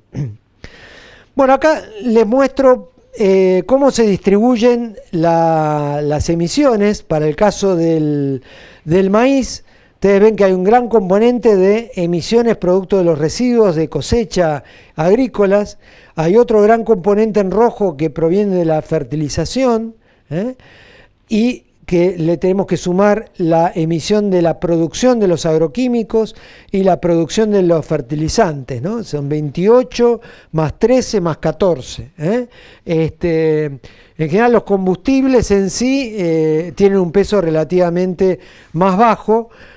O sea, esto ya a primera vista me dice a dónde tengo que apuntar a nivel agrícola para bajar mi nivel de emisiones por producto. Le tengo que apuntar a los fertilizantes, le tengo que apuntar a los agroquímicos. Sí. ¿Por qué estás considerando ahí las emisiones de residuos de cosecha cuando sería también carbono biogénico? No, porque no se... muy buena la pregunta. Es la primera pregunta que yo me hice. En el caso de residuos de cosecha, no se considera el dióxido de carbono emitido por descomposición de los residuos. Lo único que se considera es las emisiones de óxido nitroso, o sea, a la atmósfera por esa descomposición.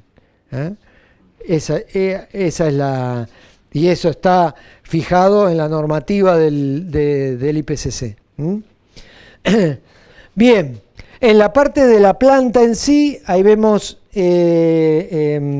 bueno, ahí estamos comparando dos campañas, 14-15 con 15-16, los valores más o menos son estables. En las emisiones totales para la planta de Acabío, vemos que la planta en sí se lleva cerca del 55% de las emisiones, los fletes se llevan el 10%, la producción primaria se lleva el 32%, y los fletes de las materias primas para la planta se lleva el 3%. En el caso de Bio4, el 53% de las emisiones se las lleva a la planta, y el 36% de la producción primaria. Hay una lupa sobre plantas con cogeneración y sin cogeneración, donde estamos jugando ahí que la planta cogenera y produce a partir de combustible fósil su propia energía eléctrica, o la toma con el factor de emisión de la red interconectada de Argentina. Posicionamiento internacional.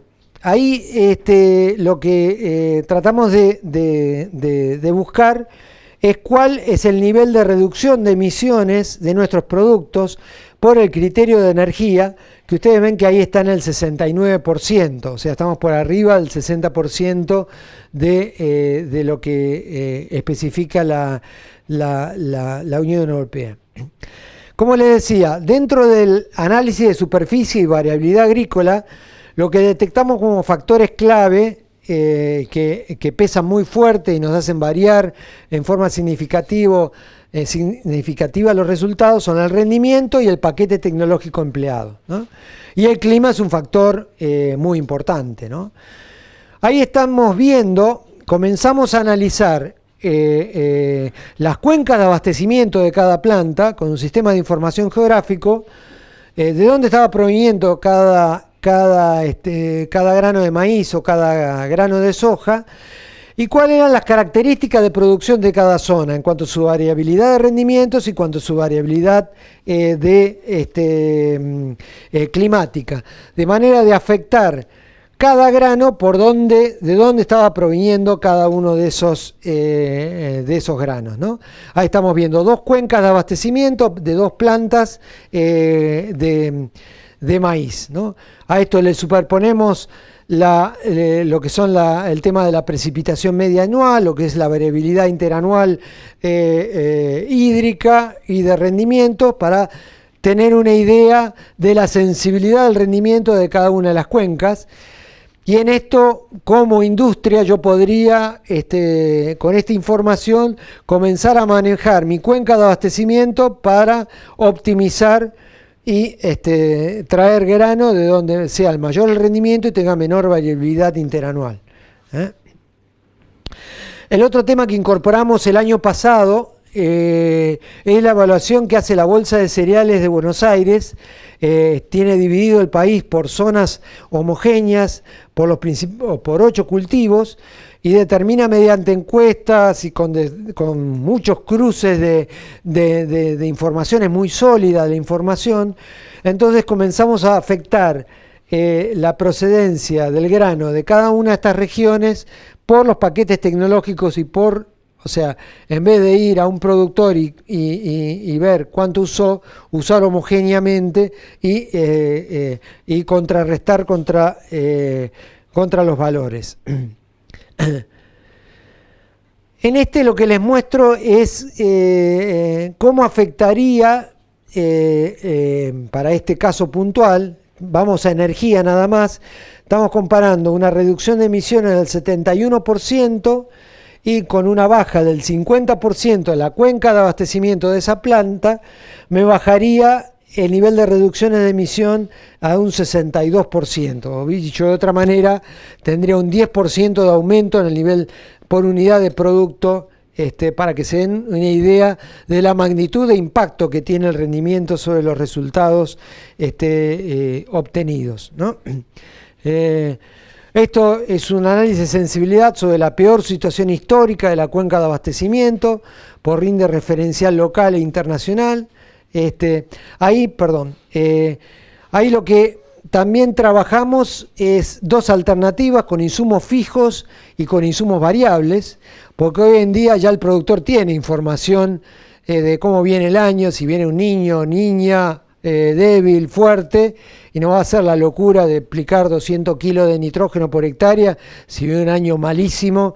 Entonces, bueno, a eso le llamamos insumos variables e insumos fijos, ¿no?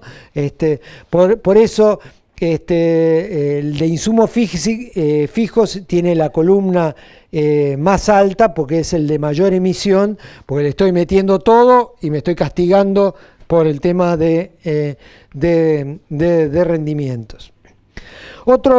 Otro tema que incorporamos a los análisis es el cálculo final del retorno energético, o sea, de todos los insumos, de toda la energía que está entrando en el sistema y toda la energía que estoy obteniendo del sistema. Eso se le llama ROI, o tasa de retorno energético. Es la misma ecuación que hacíamos para dióxido de carbono, pero ahora en términos de energía, y lo comparamos con valores internacionales. Sí. ¿La energía de la radiación entra ahí? No, es toda energía fósil, energía input, no entra la energía solar para nada.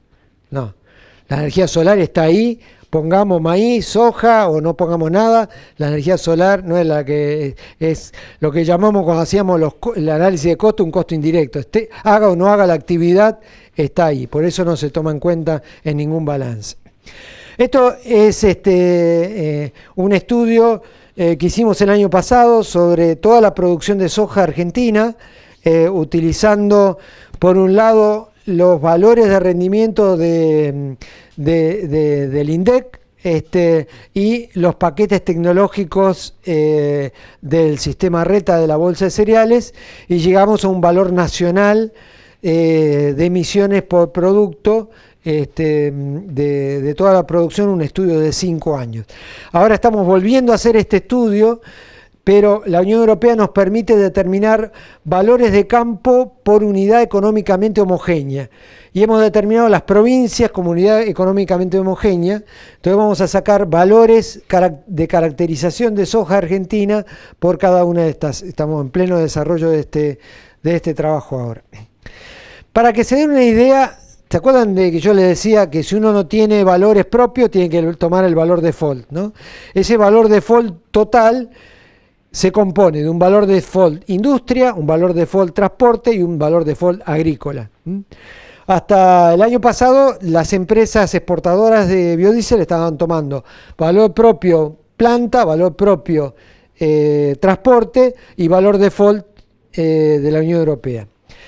Cuando hicimos este análisis el año pasado, el valor default está en 19 gramos de dióxido de carbono equivalente por megajoule expresado como megajoule de biodiesel, y en Argentina estamos en 10,14, o sea, hay una diferencia del 46% respecto a los valores default de la Unión Europea, para remarcarle la importancia que tiene de tener conocimiento propio y tener valores propios en cualquier negociación que uno emprenda, ¿no? Esto lo volcamos a equivalencias prácticas, ¿no?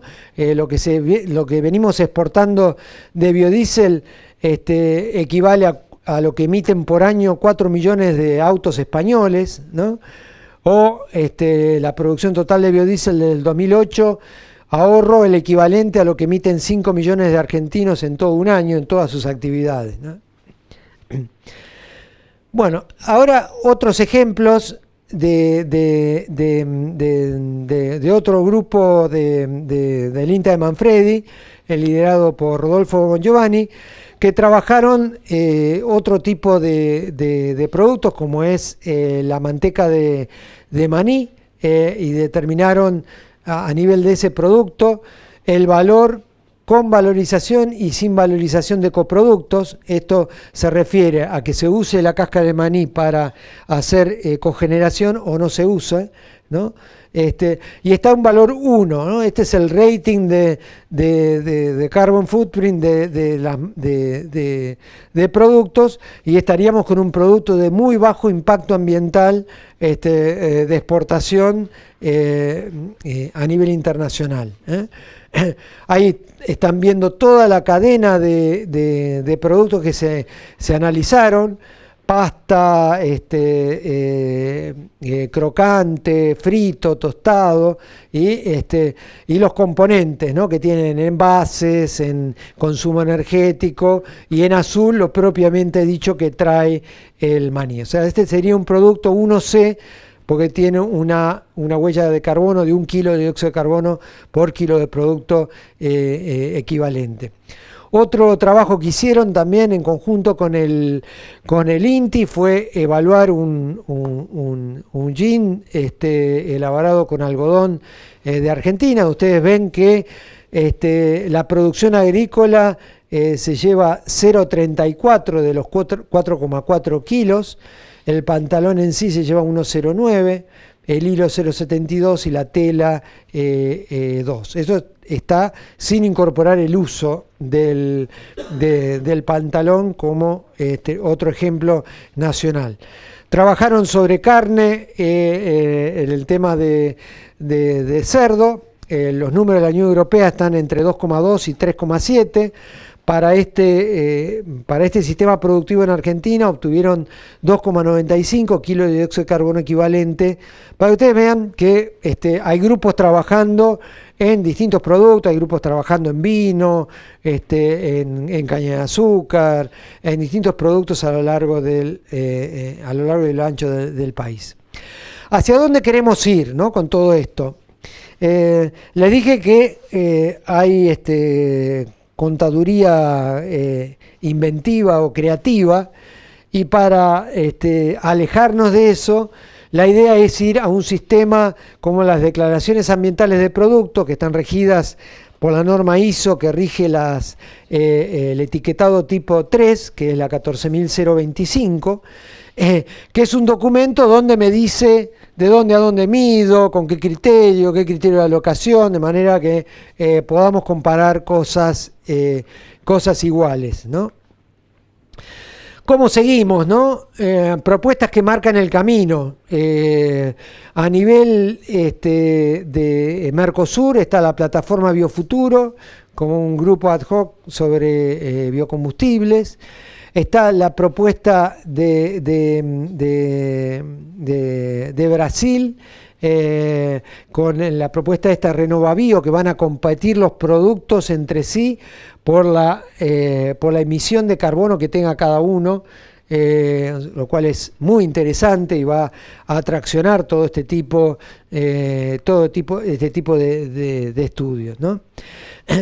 El desafío, ¿no?, que enfrentamos, cómo normalizar y transparentar lo que yo dije del sistema internacional, que se llama EPD System, ¿no? Que que es declaración ambiental de producto, que está colgado de una regla de categoría de producto, o sea, hay una regla de categoría de producto para carnes en general.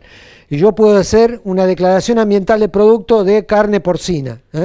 Esto se publica y cualquiera que quiera compararme conmigo tiene que seguir la misma metodología. A nivel de INTA estamos lanzando una plataforma institucional de evaluación de huellas ambientales de productos agropecuarios y agroindustriales, junto con Rodolfo. Ahí lo pensamos sinergizar también con todo lo que es la aplicación de todo el movimiento de buenas prácticas agrícolas. Hay un poco los pasos, ¿no?, que nos formulamos a partir de esta plataforma, ¿no? El desarrollo de criterios y guías para la confección de inventarios, los acuerdos metodológicos, el fortalecimiento de recursos humanos, hoy estamos haciendo eso, el fortalecimiento de vínculos entre instituciones, el perfil ambiental de productos agropecuarios y agroindustriales, estamos en pañales, es muy poco lo que tenemos, el avance en el ecoetiquetado de tipo 3, en el EPD y el PCR, una base de información nacional caracterizando las producciones, y una información que permite evaluar ambientalmente técnicas y buenas prácticas, o sea, no solo productos, sino yo quiero evaluar una nueva técnica, puedo evaluar el impacto que eso tiene en determinados indicadores. A nivel nacional contamos con la Red Argentina de Ciclo de Vida, donde nucleamos a todos los técnicos que estamos trabajando este tema, agrupa investigadores, profesionales, interesados, todos los interesados en el cálculo de huellas ambientales que siguen esta metodología. Tenemos un encuentro del 4 al 6 de noviembre este año en la UTN en Mendoza. Todos los años nos reunimos, son reuniones abiertas, donde cada grupo expone los avances que tuvo en la diversidad de productos. Hay también gente que está en construcciones, en ecodiseño, hay una infinidad de presentaciones, así que a quien esté interesado, googleen, tenemos una página de la red donde está toda la información. Todavía también está abierto la posibilidad de presentar trabajos para este año. Bueno, ¿cómo estamos de tiempo? Muy bien. Bueno, estas son un poco les quería dejar las formas de contacto. Ahí tienen mi correo electrónico. En el site de Google tienen la forma de acceder a un montón de charlas, de presentaciones que las pueden seguir o bajar. Tenemos una cuenta Twitter dedicada fundamentalmente a todo lo que tiene que ver de transformación en productos de bioenergía, y está el canal de YouTube también donde hay diversas charlas y reportes de viajes también, etcétera. Así que bueno, ese era un poco el fin de la charla. Espero que nadie haya